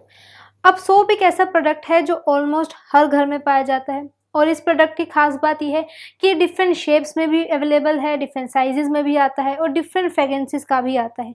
जो मेन पर्पस होता है सोप का, जो हमारे बेनिफिट्स भी आप कह सकते हैं, वो ये होता है कि फर्स्टली ये क्लीननेस पर्पस में हेल्प करता है। हम लोग अगर बात कर रहे हैं या फिर फेस वॉश कर रहे हैं या फिर हम कोई बॉडी पार्ट अपना वॉश कर रहे हैं तो तब हम सोप्स का इस्तेमाल करते हैं। सेकेंडली, इसके अंदर कुछ ऐसे भी ऑयल्स होते हैं या फिर आप कह सकते हैं मॉइस्चराइजर्स होते हैं जो हमारी स्किन को ड्राई होने से बचाते हैं। सो दो मेन पर्पस होते हैं सोप के यूज़ का, कि फर्स्टली हम उसको क्लीननेस पर्पस के लिए यूज़ करते हैं एंड सेकेंडली मॉइस्चराइजिंग पर्पस के लिए। यहाँ भी हम देख सकते हैं जो हैंडमेड सोप होता है वो बेसिकली नेचुरल इंग्रेडिएंट से भी बनता है और उसके अंदर मॉइस्चराइजिंग एलिमेंट्स भी होते हैं जैसे कि ग्लिसरीन। सेकेंड, हमने ये देखा कि अगर हमको क्लीननेस के पर्पस के लिए उसको यूज़ करना है, जैसे अगर हम अपनी स्किन को, हेयर को या किसी भी अदर बॉडी पार्ट को वॉश करना चाहते हैं, क्लीन करना चाहते हैं, तब भी हम वहाँ किसी हैंडमेड सोप का या किसी भी टाइप के सोप का यूज़ करते हैं। अब हम लोग बात करते हैं कि जो हैंडमेड सोप होता है, इसका जो ये प्रोडक्ट है, इसके अंदर क्या बेसिक इंग्रेडिएंट्स यूज़ होते हैं। यहाँ पर जो इंग्रेडिएंट्स हैं उनको आप रॉ मटेरियल भी कह सकते हैं। अब जो हैंडमेड सोप होता है उसको बनाने के काफ़ी प्रोसेस होते हैं, उसको डिफरेंट टाइप से भी बनाया जा सकता है। अगर इनको एक एक करके देखा जाए तो देखिए, सबसे पहले हम एनिमल फैट और वेजिटेबल ऑयल से भी हमारा हैंडमेड सोप बना सकते हैं। ऑर्गेनिक हर्ब्स एंड स्पाइसेस, ये वाला जो हमारा पॉइंट है ऑर्गेनिक हर्ब्स एंड स्पाइसेस वाला, ये बहुत इंपॉर्टेंट है। उसका रीज़न ये है कि आज के टाइम में जब हम लोग अवॉइड करते हैं कोई भी टाइप का केमिकल प्रोडक्ट यूज़ करना, तब वहाँ पर इस वर्ड की बहुत वैल्यू आ जाती है। ऑर्गेनिक सोप मतलब नेचुरल सोप, जिसको हम नेचर से एक्सट्रैक्ट किए हुए एलिमेंट से बनाते हैं, राइट। उसके बाद हम डिस्टिल्ड वाटर से बना सकते हैं, कलरेंट से बना सकते हैं, एक्सेट्रा। अगर अब बात करें, जैसे हमने पहले भी डिस्कस किया, कि अगर आप एक अच्छा प्रोडक्ट बनाएंगे तो उसके अंदर आप अपने कस्टमर्स की 2 नीड पूरी करते हैं, स्पेशली जिसके अंदर आप उनको क्लीननेस पर्पज़ के लिए सोप प्रोवाइड करते हैं और मॉइस्चराइजिंग पर्पज़ के लिए। अब हम लोग देखते हैं कि जो नेचुरल सोप होता है उसके बेनिफिट्स क्या होते हैं। जैसे हमने पहले भी डिस्कस किया कि आज के टाइम में हम अवॉइड करते हैं किसी भी टाइप का केमिकल सब्सटेंस यूज़ करने का, तो उसी तरह से हैंडमेड सोप के अंदर भी एक नया चलन चला है, जहाँ पर हम लोग ट्राई करते हैं कि हम लोग जो है नेचुरल सोप का यूज़ करें। नेचुरल सोप के अंदर बेसिकली किसी भी टाइप का केमिकल नहीं डाला जाता है और उसको नेचुरल प्रोसेस से बनाया जाता है, राइट। सो अगर बेनिफिट्स की बात की जाए नेचुरल सोप की, तो सबसे बड़ा बेनिफिट ये है कि हमको फेक सोप से बचाता है। फेक सोप क्या, जिसके अंदर केमिकल एक्सट्रैक्ट्स हो या फिर केमिकल प्रोसीजर से उसको बनाया जाए। तो फेक सोप से अगर हम बचेंगे तो ऑब्वियसली हमारे पास एक नेचुरल सोप आएगा जो नेचुरल से एक्सट्रैक्ट करे हुए सब्सटेंस से बना होगा, जो हमारे बॉडी पार्ट्स के लिए, हमारी स्किन के लिए भी काफ़ी अच्छा रहेगा। उसके बाद है कि हाईली मॉइस्चराइजिंग होता है। जो केमिकल बेस्ड सोप होते हैं वो उस लेवल का मॉइस्चराइज़र नहीं प्रोवाइड कर पाते जो वेजिटेबल ऑयल्स या फिर फूड या सीड एक्सट्रैक्ट ऑयल से बनाए जाते हैं सोप्स। तो सेकंड पॉइंट के अंदर अगर आप नेचुरल सोप बनाते हैं, आप किसी ऐसे बिजनेस में आते हैं जहाँ पर नेचुरल सोप आप बना रहे हैं, तो सबसे पहले आप अपने कस्टमर्स को ये पिच कर सकते हैं कि आपका सोप एकदम 100% ऑर्गेनिक है, उसमें कोई केमिकल सब्सटेंस नहीं है। सेकेंडली कि वो हाईली मॉइस्चराइजिंग है, और थर्ड कि इसके अंदर रिच इन एंटीऑक्सीडेंट्स जो हमारी स्किन के लिए काफ़ी अच्छा होता है। अब हम लोग बात करते हैं मार्केट साइज की।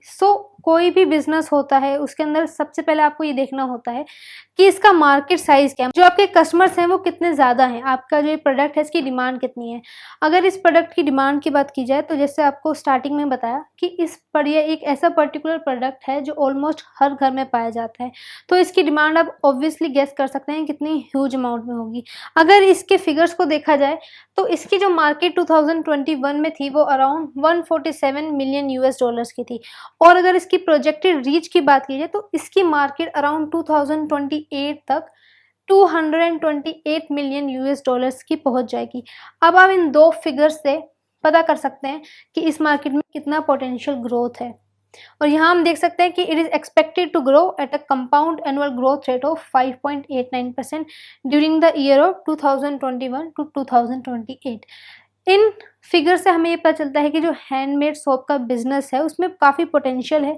अगर आप एक अच्छी वैरायटी लेके मार्केट में आते हैं, अपने कंज्यूमर्स की जो है नीड को समझते हैं कि उनको किस टाइप का सोप पसंद है और उनको वैसा ही आप प्रोडक्ट बना के देते हैं, तो ऑब्वियसली आप एक अच्छा प्रॉफिटेबल मार्केट अपने लिए सेट कर सकते हैं। इस बिज़नेस के अंदर इनिशियल स्टेज के अंदर आप इस बिज़नेस को अपने घर पे भी स्टार्ट कर सकते हैं हैंडमेड सोप को, और धीरे धीरे आप अगर आपका प्रोडक्ट जब मार्केट में लॉन्च हो जाता है और आपके प्रोडक्ट को अच्छे रिव्यूज़ मिल रहे हैं और उसकी डिमांड बढ़ रही है, तो विद दैट आप स्लोली अपना बिजनेस भी एक्सटेंड कर सकते हैं। अब हम लोग डिस्कस करते हैं हमारा दूसरा बिजनेस आइडिया जो है परफ्यूम का बिजनेस। अगर आप परफ्यूम का बिजनेस स्टार्ट करना चाहते हैं तो सबसे पहले आपको अपने जो कंज्यूमर्स हैं या जो आपके कस्टमर्स हैं उनको क्या डिज़ायरेबल सेंट चाहिए वो आपको देखना पड़ेगा। इसके अंदर भी काफ़ी वैराइटीज़ आती हैं।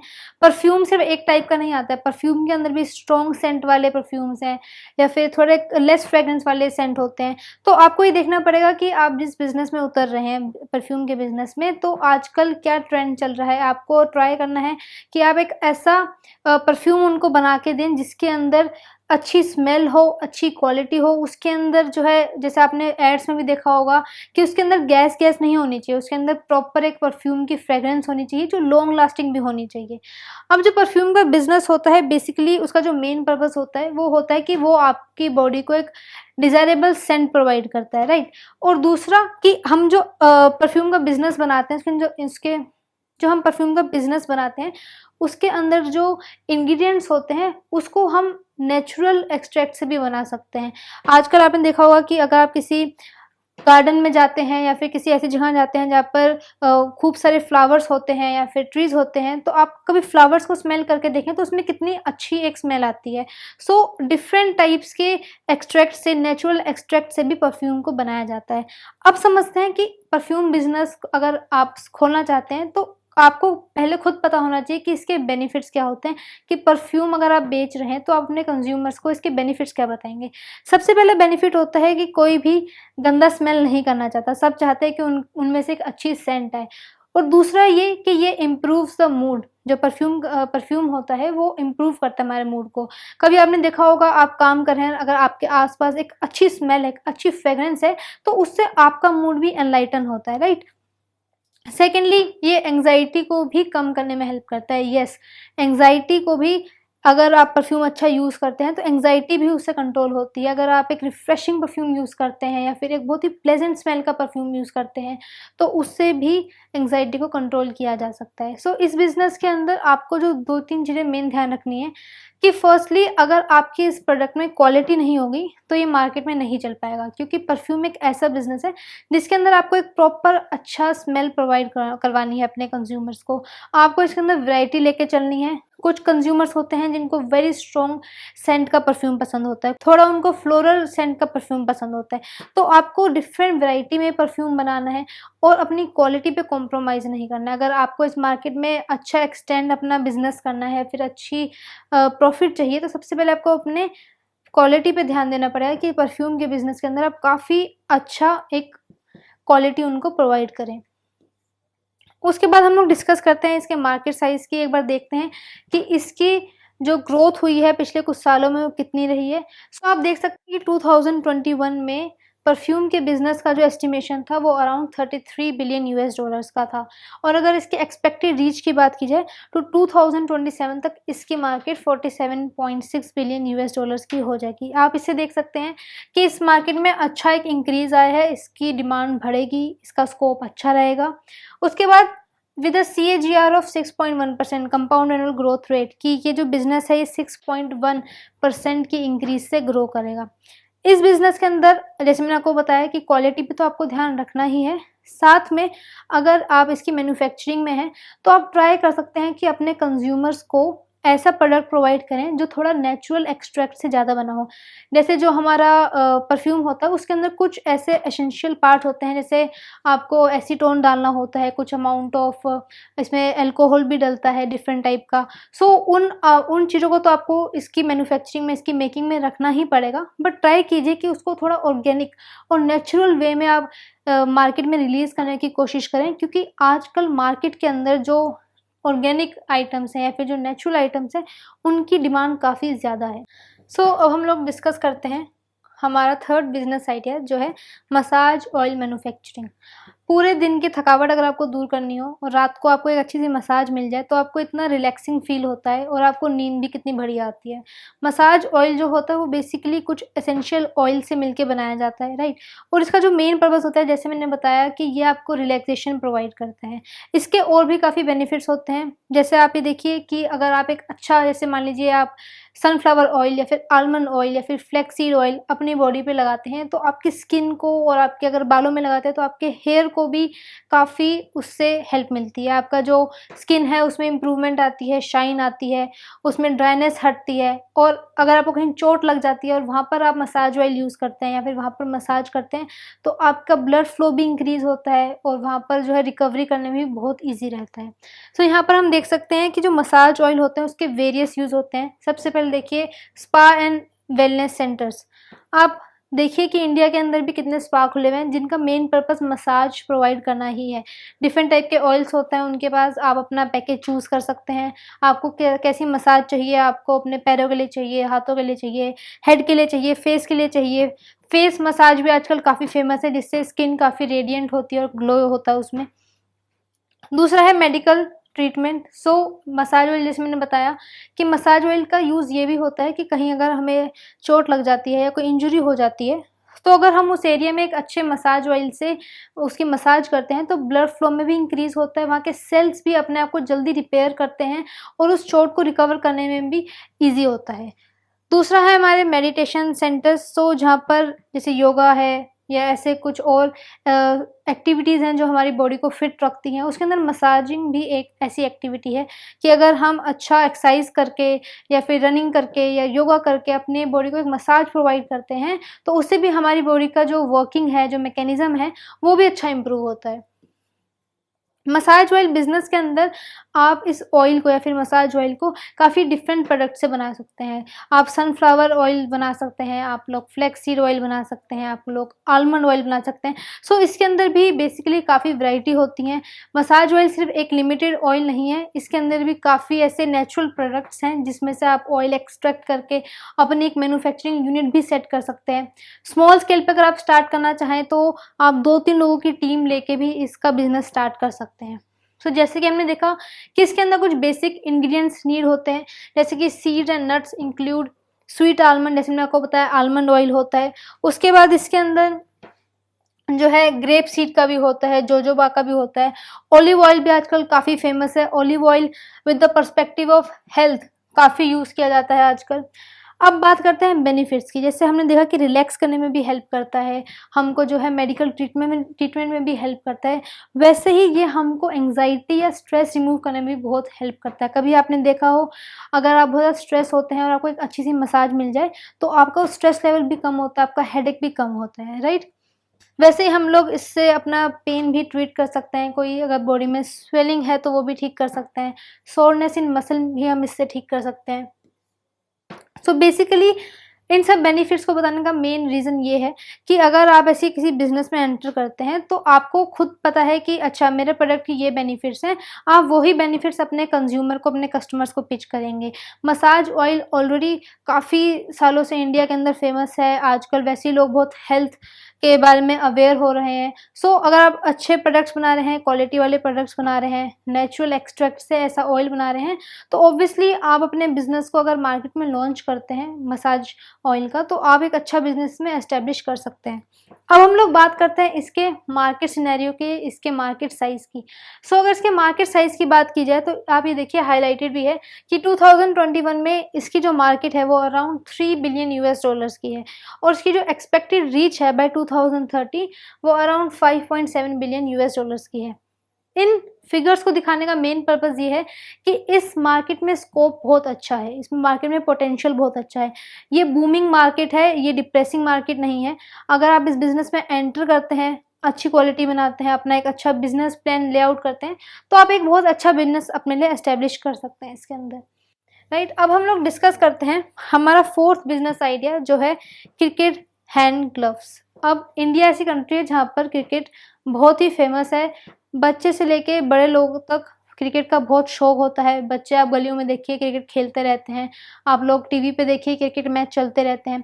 सो जो क्रिकेट है वो इंडिया में काफ़ी फेमस है और अगर क्रिकेट फेमस है और लोग अगर क्रिकेट खेलते हैं सो जो उसके इक्विपमेंट्स है उनका भी आप डिमांड सोच सकते हैं कि कितनी अच्छी होगी। सो हैंड ग्लव्स बेसिकली क्या है कि जब आप लेदर बॉल से खेलते हैं तो आप हैंड ग्लव्स वियर करते हैं ताकि आपको चोट ना लगे अगर बॉल तेज लग जाए तो। ग्रिप भी उससे अच्छी बनती है, वो आपको ज़्यादा अगर ठंड हो, विंटर सीजन हो तो आपको वार्म भी रखता है, राइट। सो आप अगर हैंड ग्लव्स का बिजनेस बनाना चाहते हैं क्रिकेट हैंड ग्लव्स का, तो उसके अंदर भी डिफरेंट टाइप के रॉ मटेरियल्स होते हैं, ठीक है। सो रॉ मटेरियल्स के अंदर हम देखते हैं कि आप लेदर से आप अपने हैंड ग्लव्स बना सकते हैं, आप सिंथेटिक फैब्रिक से अपना हैंड ग्लव्स बना सकते हैं, नायलॉन से आप अपना जो है रॉ मटेरियल यूज़ करके हैंड ग्लव्स बना सकते हैं। सो ये बेसिकली डिफरेंट मटेरियल्स हैं, रॉ मटेरियल्स हैं। आपको देखना पड़ेगा कि आजकल ट्रेंड कौन सा चल रहा है या फिर आजकल कौन सा फैब्रिक इन है। जो भी फैब्रिक इन हो आप उस ट्रेंड को एनालाइज करके वो मटेरियल, वो रॉ मटेरियल यूज़ करके अपना हैंड ग्लव्स मैन्युफैक्चर कर सकते हैं। बेनिफिट जैसे मैंने आपको बताया कि ये हमें कंफर्ट प्रोवाइड करता है, हमें वार्म रखता है और शॉक एब्जॉर्प्शन, इसका मतलब ये कि अगर बॉल तेज लगती है तो इसमें इतना फ्लफी आप कह सकते हैं, इसमें इतना अच्छा मटेरियल यूज़ होता है कि अगर आपके हैंड ग्लव्स पे बॉल तेज से लग भी रही है तो वो शॉक एब्जॉर्ब करता है। ऐसा नहीं है कि डायरेक्टली लग रही है तो आपके फिंगर्स को या फिर आपके हैंड को इंजरी हो। इसकी अगर मार्केट साइज़ की बात की जाए उससे पहले हम लोग ये बात करते हैं जो हैंड ग्लव्स है, अगर आप इस बिज़नेस में एंटर करते हैं, हैंड ग्लव्स जो हुआ वो एक पर्टिकुलर पार्ट हुआ। अगर आप हैंड ग्लव्स में अच्छा मैन्युफैक्चरिंग कर रहे हैं तो क्रिकेट के अंदर और भी वेरियस इक्विपमेंट्स यूज़ होते हैं, जैसे कि हमारा लेग के पैड्स होते हैं, दोनों लेग्स के इधर प्रोटेक्ट करने के लिए हमारे एल्बो पैड्स होते हैं, हेलमेट होता है। अगर आप एक मार्केट में, अगर आप हैंड ग्लव्स की मार्केट में अच्छा कर रहे हैं, तो आप अपने बिजनेस को एक्सटेंड करने के लिए क्रिकेट के वेरियस अदर इक्विपमेंट्स को भी इंट्रोड्यूस करवा सकते हैं मार्केट के अंदर, और डिमांड आपको अच्छी मिलेगी इस बिजनेस के अंदर।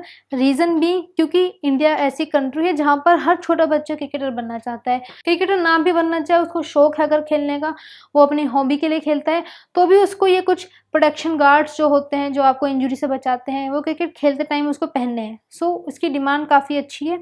अब हम लोग बात करते हैं इसके मार्केट साइज़ की, तो इसकी फिगर्स देखते हैं।